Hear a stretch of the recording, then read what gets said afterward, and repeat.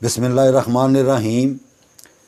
मेरे बहुत सारे ऐसे मुसलमान बहन भाई हैं, उन्होंने ये सवाल किया था कि हम जिनसे अपना इलाज करवा रहे हैं रूहानी, तो उन्होंने हमें बड़ा गोश्त बंद किया हुआ है। वो एक सुरख दाल होती है, उसको बंद किया हुआ है। और जिस घर में फोतगी होती है उस घर में भी जाने से पाबंदी लगाई हुई है, और जिस घर में पैदाइश होती है वहाँ पर भी नहीं जाना। और इसके अलावा और भी उन्होंने बातें बताई थी, लेकिन ये मेन बातें हैं।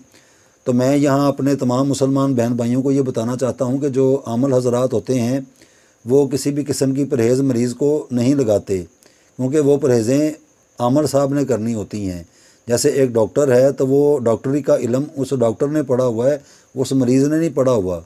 वो तो बेचारा पहले ही अपनी बीमारियों से लड़ता हुआ उस डॉक्टर तक पहुँच गया है, तो वो अब अगर क्या बताएगा या वो क्या करेगा, तो उसको तशख़ीस भी डॉक्टर साहब ने करना है और उसको तरीक़ेकार भी डॉक्टर साहब ने बताने हैं। लेकिन वो एक ज़ाहरदारी का इल्म है।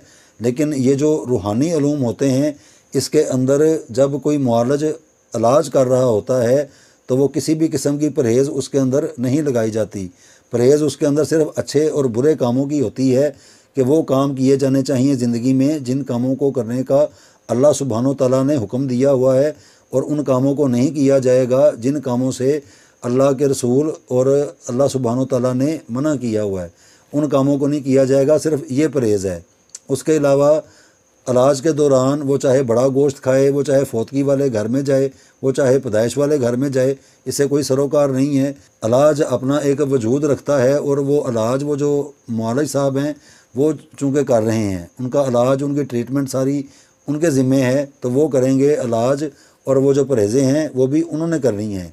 और ऐसा भी नहीं है कि अगर कोई मुआलज उसका इलाज कर रहे हैं मरीज़ का, तो इतने हज़ार मरतबा वो कोई मतलब आयत पढ़ेंगे या अल्लाह का नाम पढ़ेंगे या कोई सूरा शरीफ पढ़ेंगे तो फिर उनका इलाज होगा। क्योंकि ये चीज़ें भी आमल साहब ने करनी हैं, पढ़ाइयाँ आमल साहब ने पढ़नी हैं, मरीज़ ने नहीं पढ़नी।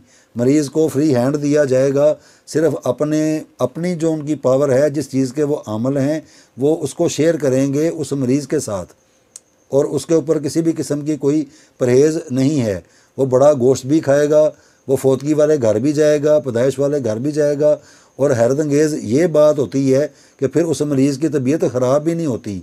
ये है असल रूहानी मुआलज का परखना और उसकी निशानी। असल जो रूहानी मुआलज इलाज करते हैं वो अपने मरीज़ों की ड्यूटियाँ नहीं लगाते, उनको सिर्फ इतना होता है कि ये चीज़ें हैं, ये मेथड हैं, ये आपने यूज़ करने हैं, ये आपने सिर्फ इस्तेमाल करने हैं, और आपकी ये ऊपर किसी भी किस्म की कोई परहेज़ नहीं है। और अगर आप अल्लाह की खुशनुदी हासिल करने के लिए 12,000 मरतबा या 1,00,000 मरतबा अल्लाह सुब्हानो तआला का नाम पढ़ते हैं या आयात इलाही पढ़ते हैं या सूरा शरीफ पढ़ते हैं, तो उसका सवाब नेकियां आपको बिल यकीन मिलेंगी वो। लेकिन उसका जो अजर सवाब है वो अल्लाह सुब्हानो तआला ने आपको देना है, लेकिन वो उस इलाज का हिस्सा नहीं है, वो उस इलाज का कोई पार्ट नहीं कि अगर आप इतनी मरतबा उसको पढ़ेंगे तो फिर ही आपका इलाज चलेगा। क्योंकि ये पढ़ाइयाँ आपने वो जो आमल साहब हैं वहाँ या जो रूहानी आपका इलाज कर रहे हैं, ये परहेज़ें उन्होंने करनी हैं, और अपने उस इल्म को, जिन ताकतों को उन्होंने हासिल किया हुआ है, सूरतों की ज़कातें अदा की हैं या मेहनतें की हैं, या उनके पास ऐसा कोई सच्चा इल्म है, तो वो आपको आपके साथ उन चीज़ों को वो शेयर करेंगे। वो आपके ऊपर परहेज़ कोई भी नहीं लगाएंगे। हम भी यहाँ पर लोगों का इलाज करते हैं, अल्लाह शाहिद है, कभी उनको ये नहीं कहा कि आपने बड़ा गोश्त नहीं खाना, या आपने फोतगी वाले घर नहीं जाना, या आपने पैदाइश वाले घर नहीं जाना। ये सारी परहेज़ें मैंने करनी हैं, मैं इन बातों से बचूंगा, और अपनी वो जो मेरी ताकतें हैं मैं उनके साथ शेयर करूंगा। वो चाहे बड़ा गोश्त खाएं, वो चाहे मतलब जो मर्ज़ी करें, वो अपनी ज़िंदगी को जीना है उन्होंने, क्योंकि वो तो मरीज़ हैं। आमल मैं हूँ, वो आमल नहीं है। तो वो मेरी अगर वो ये समझते हैं कि जी मेरी ज़ुबान में ज़्यादा असर है, तो उस कलाम को मैं ही पढ़ूँगा क्योंकि मेरी ज़ुबान में ज़्यादा असर है। तो वो मरीज़ है, वो अगर अल्लाह का नाम पढ़ते हैं, नमाज़ें पढ़ते हैं, कुरान पाक की तिलावत करते हैं, तो वो अल्लाह का और उनका मामला है। तो वो जब इन चीज़ों को करेंगे सवाब नेकियां मिलेंगी। लेकिन ये इलाज का हिस्सा नहीं है, ये इलाज का हिस्सा नहीं हो सकता। علاج کا حصہ یہی ہوتا ہے کہ وہ جو عامر صاحب ہیں یا جو روحانی علاج کر رہے ہیں وہ اپنی اس کلام کو، اپنی ان طاقتوں کو آپ کے ساتھ شیئر کریں گے، آپ تندرست اور توانا ہوتے جائیں گے۔ اور اس کے علاوہ آپ چاہے اللہ کے نام پڑھیں، آپ سورہ شریف پڑھیں، اپنی خوشی سے آپ پڑھیں، اللہ سبحانہ و تعالیٰ کی عبادت کریں، لیکن وہ اس علاج کا حصہ نہیں ہوگا۔ علاج ہوگا، علاج اپنا وجود رکھ کے آگے چلتا جائے گا۔ تو آپ نے اللہ سبحانہ و تعالیٰ کی خوشنودی حاصل کرنے کے لیے اپنی عبادات کو کرنا ہے۔ تو یہ پرہیزیں جو ہوتی ہیں، یہ میرے بہن بھائی ہیں، انہوں نے مجھ سے پوچھا تھا کہ ہمیں یہ چیزیں بند کی ہوئی ہیں اور ہم ڈرتے ہیں ان کو کھانے سے۔ تو بڑا گوشت جو ہے یہ ہمارے مسلمانوں کے اوپر حلال ہے، یہ حرام چیز نہیں ہے، یہ حلال ہے اور اس کو کھانا بھی چاہیے۔ اور جو فوتگی والا گھر ہوتا ہے تو وہ اپنی بیماری کی غرض سے اگر اس کے گھر نہیں جائیں گے تو وہ ایک ناراضگی کا ایک موجب بن جائے گا کہ مطلب ہمارا پیارا فوت ہو گیا ہے تو یہ ہمارے گھر میں بھی افسوس کرنے بھی نہیں آئے، یا کسی کی پیدائش ہوتی ہے تو وہاں پر بھی نہیں جایا جاتا اپنی بیماری کو سمجھ کے۔ لیکن جن کی فوتگی ہو گئی ہے یا جن کی پیدائش ہوئی ہے وہ تو ان کی بیماریوں سے واقف کار نہیں ہیں، تو وہ ایک علیحدہ سے ان کے خاندان میں ایک نئی ایک لڑائی کی یا ایک جسے کہتے ہیں کہ ایک نیا موضوع ایک وہاں سے بن جاتا ہے۔ تو ایسا ہرگز بھی نہیں ہوتا، وہ چاہے فوتگی والے گھر میں جائیں، وہ چاہے پیدائش والے گھر میں جائیں، وہ چاہے بڑا گوشت کھائیں، یہ جتنی بھی حلال چیزیں ہیں ان کو کھایا جا سکتا ہے۔ وہ چاہے سرخ دال ہے اس کو بھی کھانا ہے، بڑا گوشت بھی کھانا ہے، ساتھ ساتھ علاج بھی چلتا جا رہا ہے، اس کے اندر کوئی ممانعت نہیں ہے، کوئی بندش نہیں ہے۔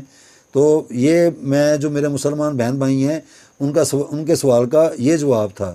میرے پاس جو آتے ہیں وہ تو ان کو ویسے بتا دیتے ہیں، لیکن یہ بات تھی سب کے ساتھ شیئر کرنے والی۔ تو اللہ سبحانہ و تعالیٰ کو حاضر و ایمان کر کے میں یہاں پہ یہ بتا رہا ہوں کہ ہمارے پاس جو مریض آتے ہیں تو وہ بڑا گوشت بھی کھائیں گے، وہ فوتگی والے گھر بھی جائیں گے، وہ پیدائش والے گھر بھی جائیں گے، وہ سرخ دال بھی کھائیں گے، اور وہ ایسا کچھ بھی نہیں کریں گے کہ وہ اتنے ہزار مرتبہ یہ اسم پڑھیں گے تو پھر ان کا علاج ہوگا۔ یہ اس کا کوئی مطلب علاج کا وہ حصہ نہیں ہے۔ اپنی مرضی سے چاہے وہ 1,00,000 مرتبہ پڑھیں تو تب بھی کم ہے۔ اللہ سبحانہ و تعالیٰ کی کلام کو انسان ساری زندگی بھی پڑھتا رہے تو تب بھی میں سمجھتا ہوں کہ اس کلام کا حق ادا نہیں ہو سکتا، لیکن اس کا گواہ جو ہے وہ اللہ سبحانہ و تعالیٰ ہے۔ آپ نے وہ پڑھنا ہے اللہ سبحانہ و تعالیٰ کی خوشنودی حاصل کرنے کے لیے، اپنی راہ نجات کے لیے، اپنی آخرت کو سنوارنے کے لیے۔ تو وہ علاج کا حصہ نہیں ہے، علاج ہے۔ اس علاج کے اندر نہ کوئی پرہیز ہے، نہ کھانے پینے کی اور نہ کہیں پہ آنے جانے کی۔ تو یہ میں نے اپنے مسلمان بہن بھائیوں کو جواب دے دیا ہے۔ وہ مجھے پوچھ رہے تھے کہ ہم علاج کروا رہے ہیں لیکن ہمیں یہ چیزوں کی بندش ہے تو ہم وہ استعمال نہیں کرتے، تو ایسا کچھ بھی نہیں ہے۔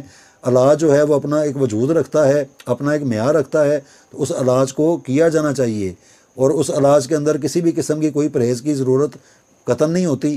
میں خود اللہ کو حاضر و ناظر جان کے اپنے ہوش و حواس میں بیٹھا یہاں پر یہ بتا رہا ہوں کہ ہمارے پاس جو مریض آتے ہیں تو ان کے اوپر کسی بھی قسم کی کوئی بھی پرہیز نہیں لگائی جاتی، اور نہ پرہیز ہوتی ہے، اور نہ ہی کوئی چیز ان کے اس علاج کا حصہ ہوتا ہے۔ وہ اپنی طاقتوں کو، اپنی محنتوں کو، یا اپنی جو ہم نے کاوشیں یا محنتیں ریاضتیں جو کی ہوئی ہیں ان کو اس کے ساتھ شیئر کرنا ہے، تاکہ وہ اپنی اس بیماری کا جو علاج ہے اس کا وہ ہوتا جائے، وہ ان بیماریوں سے نکلتا جائے اور صحت و تندرستی اس کے اوپر غالب آتی جائے۔ ویسے آپ نمازیں پڑھیں، روزے رکھیں، جو مرضی کریں، لیکن اللہ سبحانہ و تعالیٰ کی خوشنودی کو حاصل کرنے کے لیے وہ علاج کا حصہ نہیں ہوگا۔